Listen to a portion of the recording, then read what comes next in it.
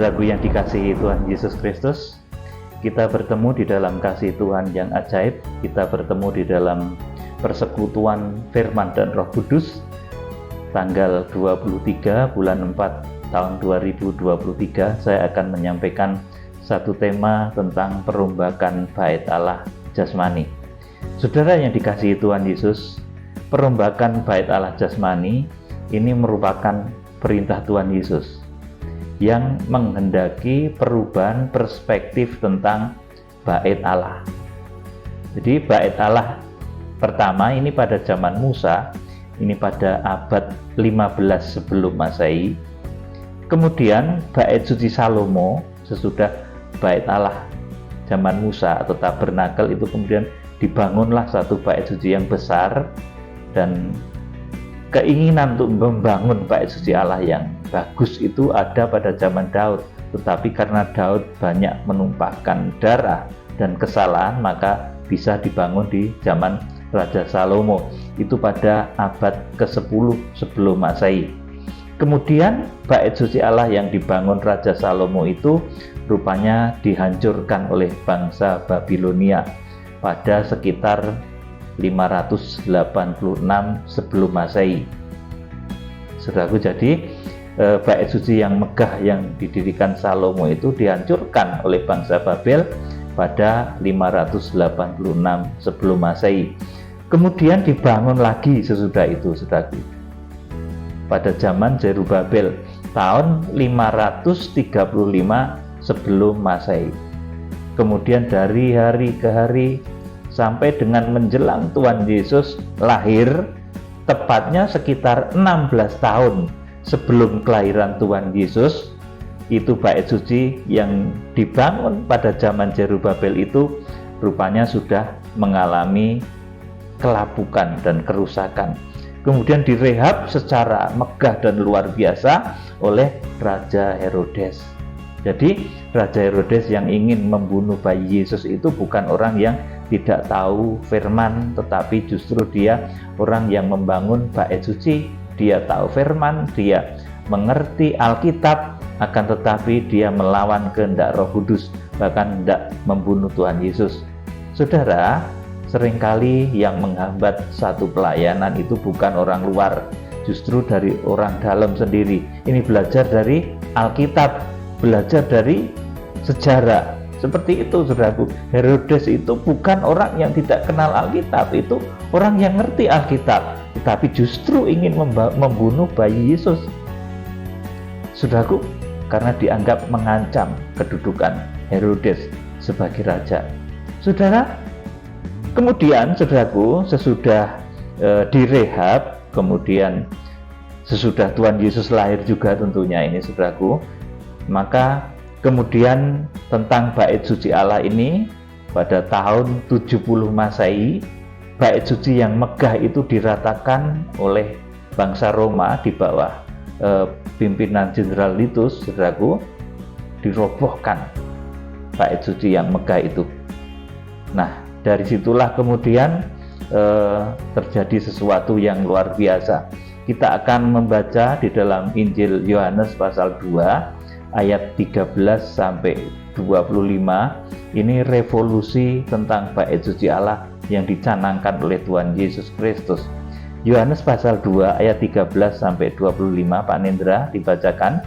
Yesus menyucikan bait Allah. Ya, terus. Ketika hari raya Paskah orang Yahudi sudah dekat, Yesus berangkat ke Yerusalem. Dalam bait suci didapatinya pedagang-pedagang lembu, kambing domba, dan merpati, dan penukar-penukar uang duduk di situ. Ia membuat cambuk dari tali lalu mengusir mereka semua dari bait suci dengan semua kambing domba dan lembu mereka. Uang penukar-penukar dihamburkannya ke tanah, dan meja-meja mereka dibalikannya. 16. Kepada pedagang-pedagang merpati ia berkata, "Ambil semuanya ini dari sini. Jangan kamu membuat rumah Bapakku menjadi tempat berjualan." Maka teringatlah murid-muridnya bahwa ada tertulis, "Cinta untuk rumahmu menghanguskan aku." Orang-orang Yahudi menantang Yesus, katanya, "Tanda apakah dapat engkau tunjukkan kepada kami bahwa engkau berhak bertindak demikian?" Jawab Yesus kepada mereka, rombak bait Allah ini dan dalam 3 hari aku akan mendirikannya kembali. 20. Lalu kata orang Yahudi kepadanya, 46 tahun orang mendirikan bait Allah ini, dan engkau dapat membangunnya dalam 3 hari? Terus Tetapi yang dimaksudkannya dengan bait Allah ialah tubuhnya sendiri. 22. Kemudian, sesudah ia bangkit dari antara orang mati, barulah teringat oleh murid-muridnya bahwa hal itu telah dikatakannya, dan mereka pun percayalah akan kitab suci dan akan perkataan yang telah diucapkan Yesus. Amin. Sampai di sini saja. Saudaraku yang dikasih Tuhan, jadi di dalam ayat ini, dalam Yohanes pasal 2, teristimewa ayat yang ke-18 dan 19. Di sini Tuhan melaksanakan satu revolusi pemahaman tentang bait suci, bahwa bait suci Allah itu bukan sesuatu yang terbangun dari benda-benda lahiriah, tetapi itu adalah tubuhnya sendiri. Tubuhnya sendiri itu maksudnya apa, saudaraku? Jemaat Tuhan. Jemaat Tuhan itu kemudian menunjuk kepada kita, orang-orang yang hidupnya menjadi tempat kediaman Allah Roh Kudus, seperti tertulis di dalam 1 Korintus 3 ayat yang ke-16 itu. Saudaraku yang dikasih Tuhan, jadi mulai saat Tuhan Yesus menyucikan bait Allah dengan perintah rombak bait suci Allah, rombak bait Allah ini dan aku akan membangunnya dalam 3 hari. Sejak Tuhan mencanangkan kata-kata itu, rombak bait Allah ini dan aku akan membangunnya di dalam 3 hari. Saudaraku, mulai saat itu terjadilah percabangan visi antara orang Yahudi. Orang Yahudi itu memiliki visi tetap membangun bait suci, saudaraku. Bahkan setelah bait suci itu dirobohkan di tahun 70 Masehi, saudaraku, bait suci itu tetap akan dipertahankan, tetap akan didirikan lagi oleh orang-orang Yahudi. Jadi mulai saat itu terjadi percabangan mengenai visi dan pengertian mengenai bait suci. Orang Yahudi itu bercita-cita mempertahankan, membangun bait suci seperti pada zaman Salomo, seperti pada zaman Zerubabel, seperti pada zaman Herodes. Itu bait suci yang dipertahankan oleh orang Yahudi. Itu cita-cita orang-orang Yahudi membangun kembali bait suci Herodes yang sudah dirobohkan. Itu cita-cita orang Yahudi, saudaraku. Tetapi cita-cita dari orang yang mengikuti Tuhan Yesus Kristus, saya beritahu saudara, ini Tuhan juga mengajarkan pembangunan bait Allah, di mana bait Allah yang dimaksudnya adalah membangun tubuhnya atau jemaatnya. Kemudian di dalam hidup kita membangun badan kita supaya menjadi tempat kediaman Allah Roh Kudus. Nah, 2 cita-cita ini, saudaraku, orang Yahudi tetap punya cita-cita membangun bait Allah seperti bait Allah pada zaman Herodes. Saudaraku, itu diteruskan. Nah, sebagai orang Kristen, saudara ingin membangun bait suci Allah seperti cita-citanya orang Yahudi, atau ingin membangun bait suci Allah seperti cita-citanya Tuhan Yesus? Saya bertanya kepada saudara, kalau sekarang di Israel mungkin akan dibangun bait suci yang ketiga, apakah saudara akan mendukung pembangunan bait suci Allah yang itu, ataukah saudara akan membangun bait suci Allah yang dicanangkan Tuhan Yesus, di mana Tuhan berkata, rombak bait Allah ini dan aku akan membangunnya di dalam 3 hari. Saudara, saya beritahu, cita-cita orang Yahudi yang ingin membangun kembali, mempertahankan bait Allah jasmani, ini akan terwujud, saudaraku, memang di akhir zaman. Dan sebagai tanda zaman, ketika nanti bait Allah jasmani itu didirikan, nanti justru sesuatu yang negatif yang terjadi. Cita-cita orang Yahudi ini yang akan mewujudkan, akan membangun kembali bait suci Allah, itu akan terwujud ketika akhir zaman. Dan bait suci yang didirikan ini justru menjadi markas besar atau tempat duduk yang nanti akan diduduki oleh antikris yang menyatakan diri sebagai Allah. Jadi perhatikan baik-baik ya. Orang yang menyalibkan Tuhan Yesus, saudaraku, itu dahulu orang-orang yang bercita-cita mempertahankan bait Allah yang dibangun, yang direhab oleh Raja Herodes. Saudaraku, dan itu akan dibangun lagi.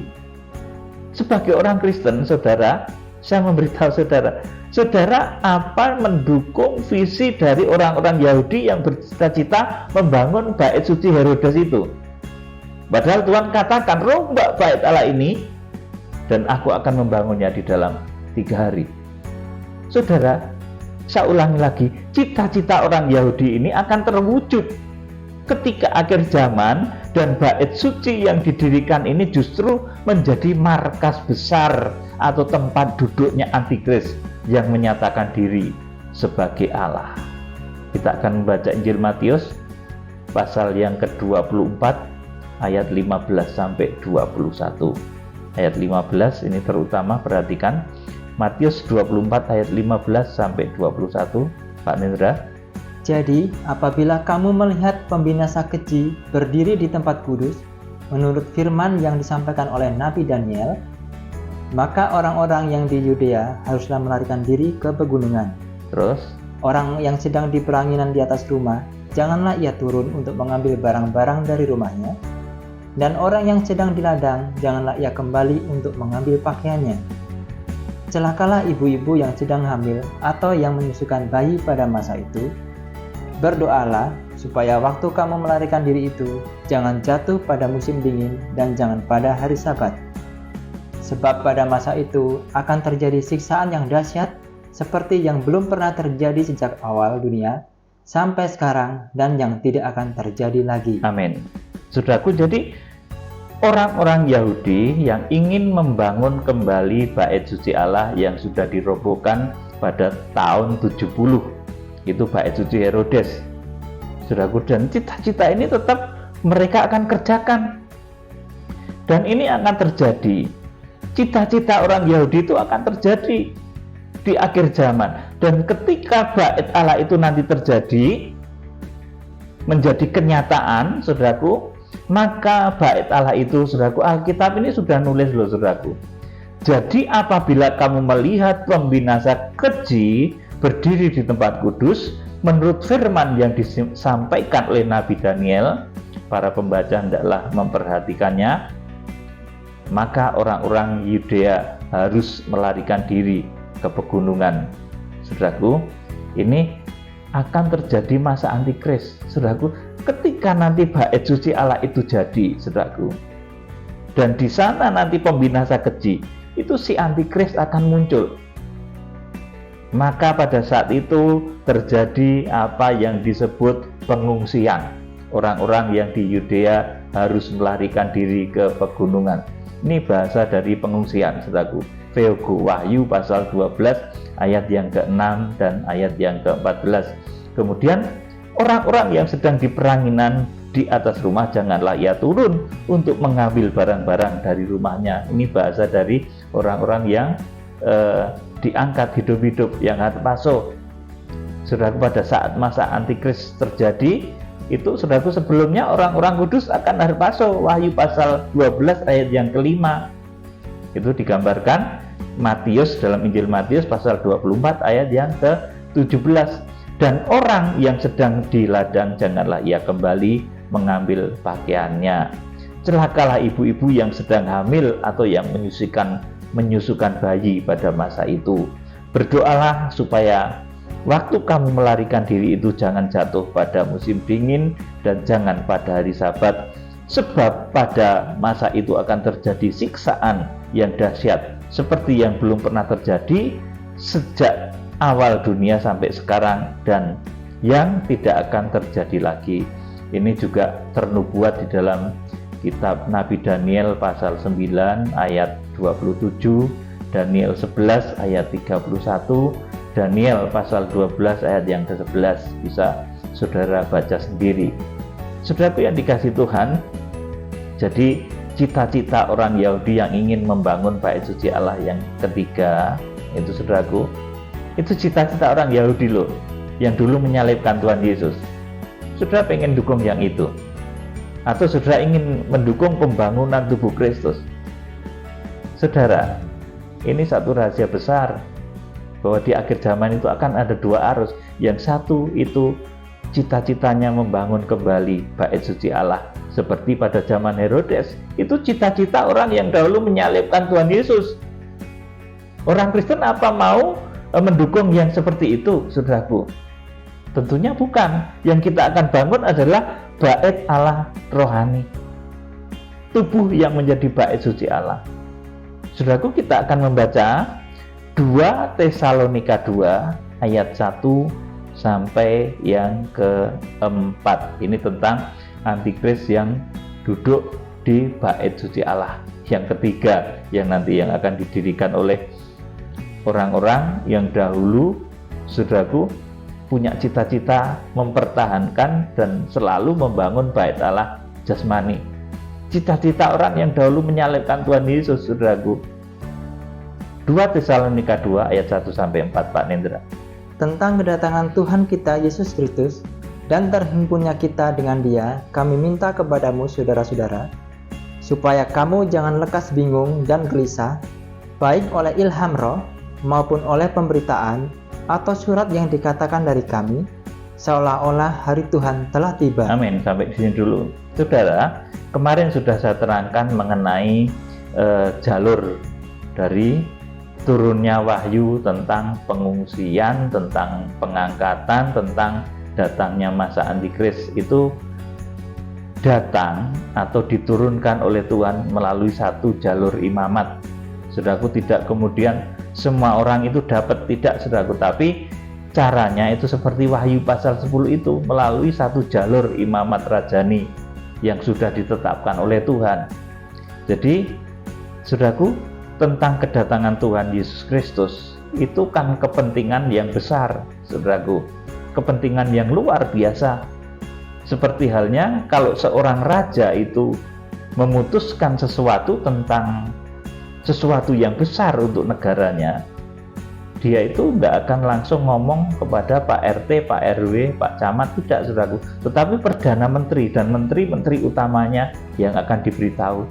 Itu namanya sistem di dalam kerajaan. Kalau sistem dalam kerajaan itu namanya hierarki, saudaraku. Tetapi sistem di dalam kerajaan Tuhan itu namanya imamat rajani. Sistem imamat rajani juga gitu, sudah, tentang hari pengangkatan, tentang hari pengungsian, dan tentang datangnya masa antikris. Tuhan itu nggak ngomong ke sembarang orang, kepada orang di Eropa, di Afrika, di kutub utara, kutub selatan, di Amerika. Tuhan ngomong ujung-ujung ngomong ke sana kemari, tidak, saudaraku. Tetapi Tuhan tetap melalui satu jalur imamat rajani yang ditulis dalam Wahyu pasal 10. Saudara bisa simak tentang pewahyuan hari pengangkatan, pengungsian, dan saat datangnya masa antikris di YouTube saya sebelum ini, ya. Itu kemarin saya terangkan. Jadi mengenai kedatangan Tuhan itu prosesnya sedemikian. Tidak semua orang itu mendapat wahyu. Jadi saudara jangan lekas bingung, karena wahyu yang penting, saudaraku, apalagi menyangkut seluruh bumi. Raja yang memutuskan segala sesuatu pun itu tidak langsung diteruskan kepada Pak RT, Pak RW, saudaraku, tidak, tetapi kepada menteri utama. Demikian pula, saudaraku, ini keputusan mengenai akhir zaman itu Tuhan tidak akan ngomong asal ke sembarang orang, tetapi harus melalui satu imamat rajani yang tegas yang ditetapkannya, yang di dalam kitab Wahyu digambarkan dalam Wahyu pasal yang ke-10 itu. Terus ayat 3, Pak Nendra, 2 Tesalonika 2 tadi. Janganlah kamu memberi dirimu disesatkan orang dengan cara yang bagaimanapun juga. Iya, jangan disesatkan dengan cara yang bagaimanapun juga. Ada yang ngomong, hari ini sudah mau Rachel, tahun ini sudah mau pengangkatan. Saudaraku, itu ilham-ilham yang saya katakan sungguh kurang tepat, saudaraku. tidak tepat. Jangan kamu memberi diri disesatkan orang dengan cara bagaimanapun juga. Sebab ini supaya saudara ngerti, kalau nanti saudaraku rapture itu terjadi, nanti luar biasa saudaraku. Kita akan baca, lanjut. Sebab sebelum hari itu haruslah datang dahulu murtad, dan haruslah dinyatakan dahulu manusia durhaka yang harus binasa. Terus, Yaitu lawan yang meninggikan diri di atas segala yang disebut atau yang disembah sebagai Allah. Bahkan ia duduk di bait Allah dan mau menyatakan diri sebagai Allah. amin. Jadi bait suci yang akan didirikan oleh orang Yahudi, saudaraku, ini saya terbuka saja ya saudaraku. Bait suci yang akan didirikan oleh orang Yahudi sebagai bait suci yang ketiga, di mana konon saat ini orang-orang tertentu di sana, di Israel, orang-orang Yahudi itu sudah mempersiapkan, konon benda-benda bait suci sudah dipersiapkan, kemudian lembu-lembu yang menjadi syarat dari terbangunnya bait suci juga sudah disiapkan, bahkan orang-orang yang memiliki DNA Lewi konon juga sudah mulai dipersiapkan. Saudaraku yang dikasih Tuhan, nanti bait Allah jasmani itu, saudaraku yang duduk di sana itu, Alkitab ini ngomong, bahkan ia duduk di bait Allah dan mau menyatakan diri sebagai Allah. Saudara, kalau bait suci yang jasmani itu terbangun, itu meneruskan cita-citanya orang yang menyalibkan Tuhan Yesus 2000 tahun yang lalu. Ingat baik-baik itu. Saudara mau dukung itu. Kita nggak boleh mengutuk Israel memang saudaraku, karena Israel bangsa pilihan. Tetapi ketika bangsa Israel melakukan kesalahan saudaraku, kita nggak harus ikut mereka saudaraku. Bahkan tentang Injil, kita harus membawa Injil keselamatan itu kepada bangsa Israel. Sampai saat ini bangsa Israel sebagian besar belum menerima Tuhan Yesus. Memang ada segelintir orang, saya katakan segelintir karena kecil sekali, yang menerima Kristus sebagai Tuhan dan Juru Selamat. Tetapi sebagian dari orang Israel itu belum menerima Tuhan Yesus. Bahkan dinyatakan dalam satu ayat bahwa karena Injil, saudaraku, Israel itu menjadi seterunya Tuhan loh saudaraku. Tetapi meskipun demikian kita nggak boleh mengutuk Israel, saudaraku. Tetapi ketika Israel itu melakukan sesuatu yang salah, kita jangan ikut-ikutan. Seperti halnya Israel ingin membangun bait suci yang ketiga ini, sesuatu yang arahnya adalah kepada zaman antikris. Nah, makanya kalau ada orang menghimpun kekuatan, menghimpun, ayo kita urunan sama-sama untuk membantu Israel membangun bait suci Allah yang ketiga, saudaraku, saya nggak akan melakukannya, saudaraku. Lebih baik kita membangun bait suci Allah yang adalah tubuhnya Tuhan Yesus Kristus. Membangun jemaat-jemaat dari seluruh penjuru bumi ini.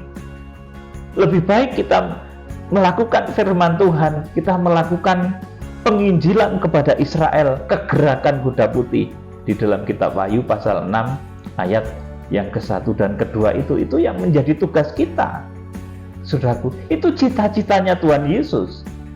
Ingin membangun bait Allah rohani. Kalau orang Yahudi tadi yang menyalib Tuhan Yesus Kristus, itu cita-citanya ingin membangun bait Allah jasmani sampai sekarang. Tetapi cita-citanya Tuhan Yesus ingin membangun kita semua menjadi tempat kediaman Roh Kudus, dan suatu ketika akan dipakai untuk menjangkau bangsa Israel dalam satu kegerakan besar yang namanya kegerakan kuda putih. Ini cita-citanya Tuhan Yesus. Kalau cita-citanya orang Yahudi yang dahulu menyalibkan Tuhan Yesus, itu membangun bait Allah yang ketiga, yang nanti Alkitab mencatat itu justru akan diduduki oleh pendurhaka atau si antikris atau pembinasa keji. Saudaraku yang dikasih Tuhan Yesus, dan cita-cita Tuhan Yesus pun nanti itu terwujud, saudaraku. Cita-cita Tuhan Yesus itu nanti juga terwujud, saudaraku.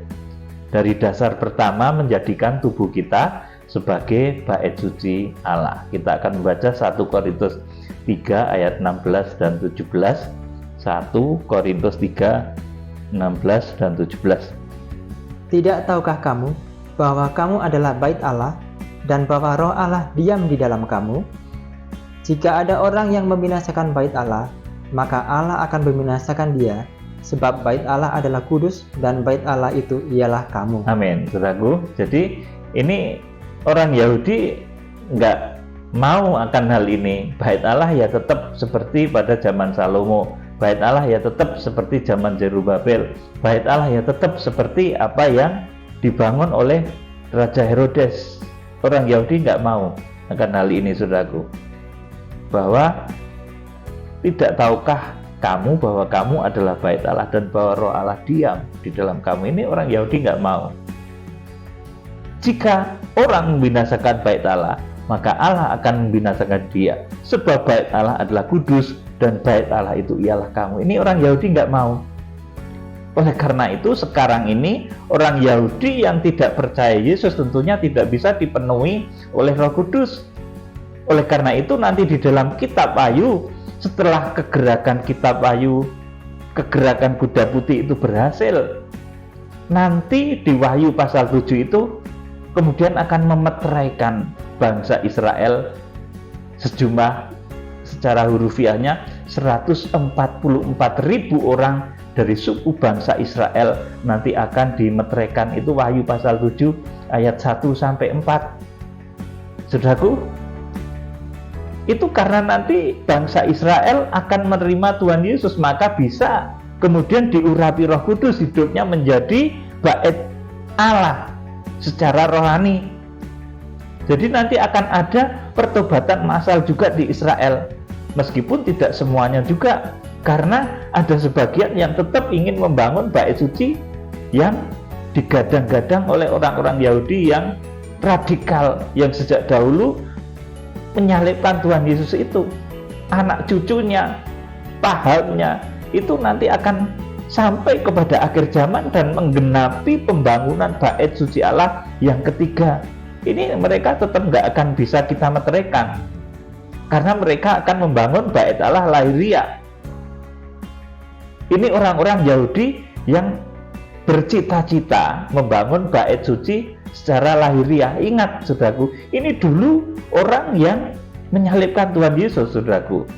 Yang bercita-cita saat ini ingin membangun bait Allah jasmani itu dulu orang-orang yang menyalibkan Tuhan Yesus. Nah, makanya nanti setelah kita berhasil mengadakan kegerakan kuda putih, saudaraku, di dalam satu kegerakan besar kita mempertobatkan bangsa Israel, ada kegerakan besar di sana, kita akan memeteraikan 144.000 orang dari suku-suku di Israel. Wahyu pasal yang ke-7 ayat yang ke-4 itu, saudaraku yang dikasih Tuhan. Dan nanti puncaknya Tuhan itu akan membangun Yerusalem yang baru, bukan Yerusalem yang sekarang, saudaraku. Jadi kalau sekarang ini Yerusalem jadi rebutan, sebab memang di sana tempatnya bait Allah itu, ya saudaraku. Dahulu Raja Salomo itu bangunnya juga memang di situ. Sekarang menjadi tempat sengketa, ya saudaraku. Saya tidak akan berkomentar jauh di sana. Nah, saya akan memberitahu kepada saudara bahwa puncaknya Tuhan Yesus itu akan membangun Yerusalem yang baru, bukan Yerusalem yang di tanah Israel dan Palestina yang menjadi konflik sekarang itu, bukan. Yang dibangun Tuhan itu bukan itu nanti, saudaraku. Kalau orang ingin membangun Yerusalem, membangun bait suci Allah di Yerusalem yang saat ini, itu nanti justru mengarah kepada munculnya si antikris. Terjadinya peperangan besar itu nanti juga dari sana, saudaraku. Kita akan membaca ini Yerusalem baru yang dibangun Tuhan Yesus. Nah, orang-orang yang dahulu menyalibkan Tuhan Yesus, orang-orang Yahudi itu cita-citanya ingin membangun Yerusalem jasmani yang baru. Tetapi bukan Yerusalem baru yang turun dari surga. Ya Yerusalem sekarang ini makanya jadi rebutan. Dan itu kalau nanti terus-terusan terjadi konflik, ya perang dunia, saudaraku, akhirnya. Sudah yang dikasih Tuhan, Dan yang dibangun oleh Tuhan Yesus itu bukan Yerusalem yang saat ini, tetapi Yerusalem yang baru, yang turun dari surga. Kita akan baca kitab Wahyu pasal 21 ayat 1 sampai 8. Pak Nendra bacakan. Langit yang baru dan bumi yang baru. Ya. Lalu aku melihat langit yang baru dan bumi yang baru, sebab langit yang pertama dan bumi yang pertama telah berlalu, dan laut pun tidak ada lagi. Amin.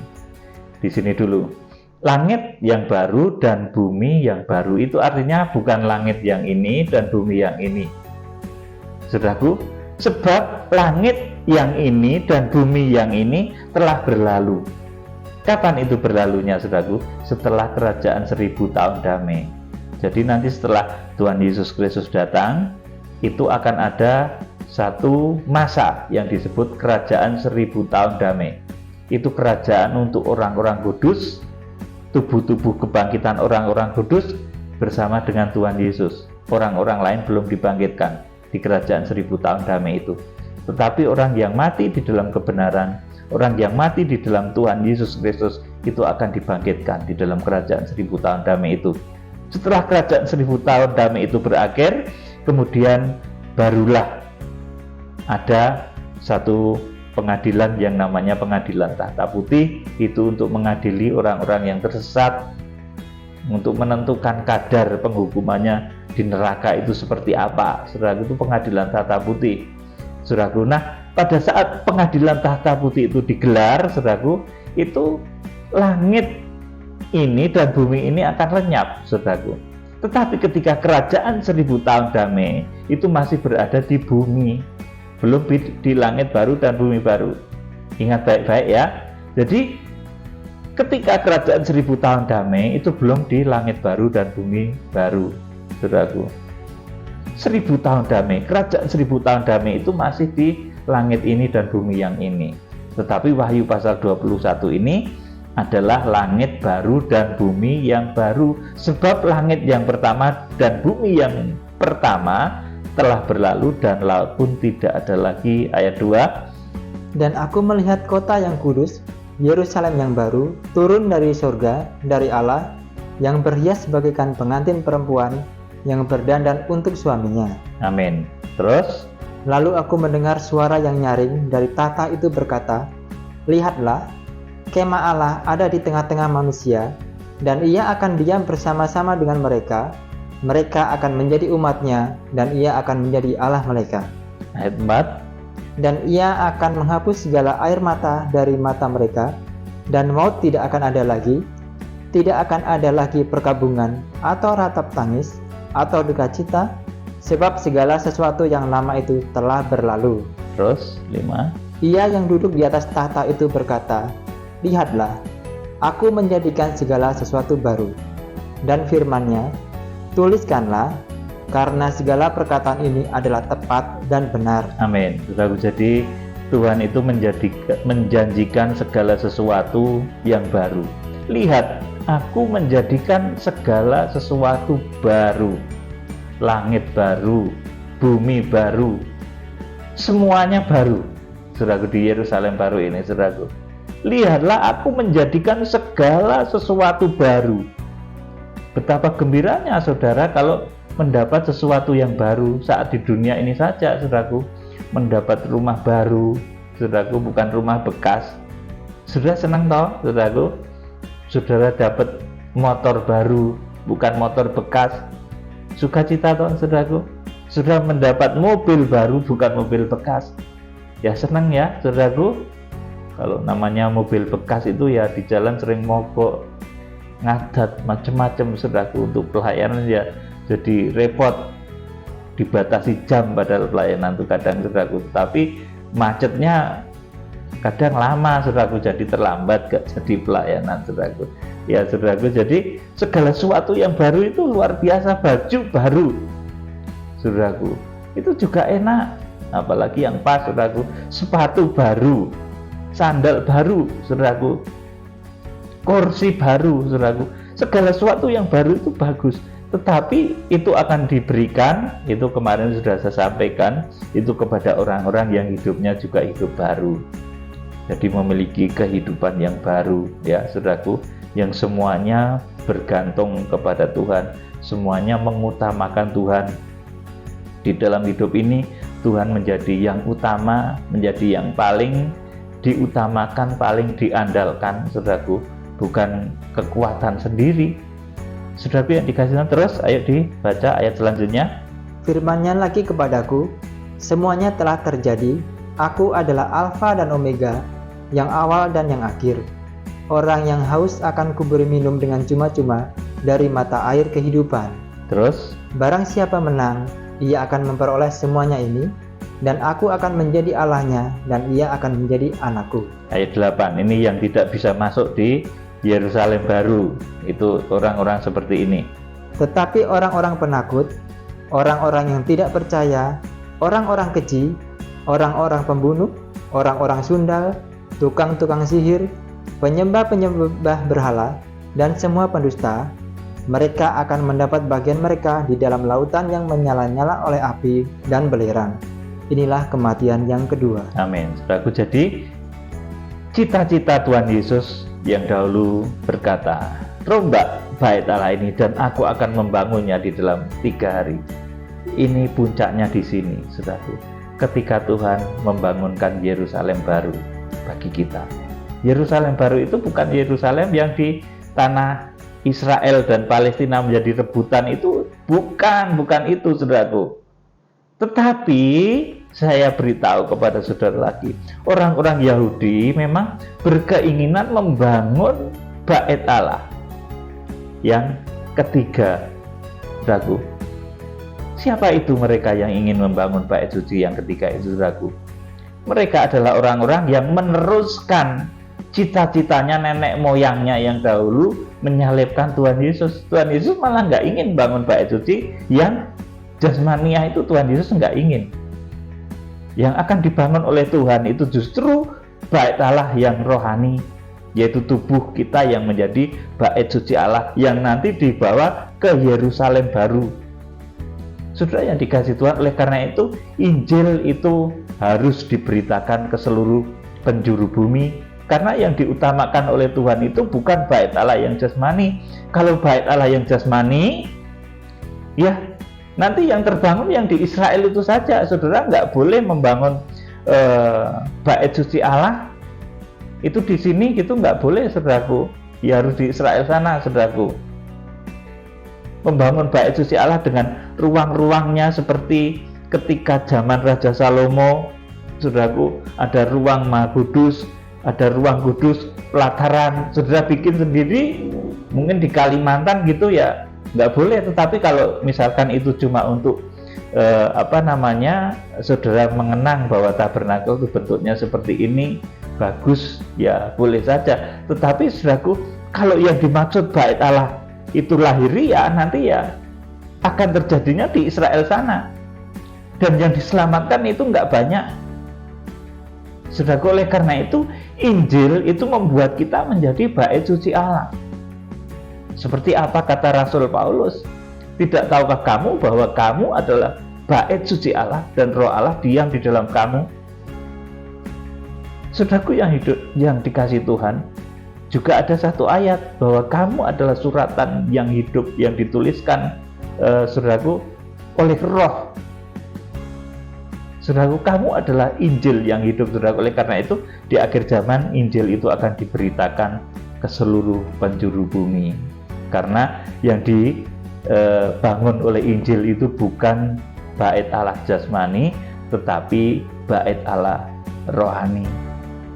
Sebab bait suci itu bukan bangunan jasmania, maka Injil bisa diberitakan ke seluruh penjuru bumi.